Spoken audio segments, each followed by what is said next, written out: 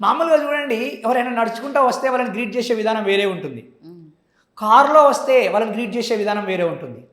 కారులో వచ్చినప్పుడు రెస్పెక్ట్‌గా గ్రీట్ చేస్తూ, నడుస్తూ వచ్చినప్పుడు కామన్‌గా గ్రీట్ చేస్తే, కారులో వచ్చిన వ్యక్తికి వచ్చిన వ్యక్తిని గ్రీట్ చేసినట్టు కాదు, ఆ కార్‌కి గ్రీటింగ్ ఇచ్చినట్టు మనం. అంటే నువ్వు వచ్చే వెహికల్‌ని బట్టి విలువిస్తున్నావా? వచ్చే మనిషిని బట్టి విలువిస్తున్నావా?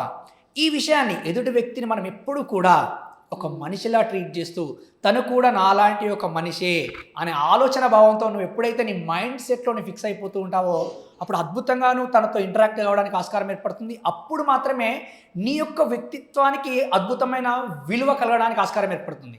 మామూలుగా మట్టిలో ఉన్నప్పుడు బొగ్గు బొగ్గుగానే ఉండిపోతూ ఉంటుంది. చాలా కష్టాలను తట్టుకొని అప్పుడు ఒక డైమండ్‌గా మారుతూ ఉంటుంది.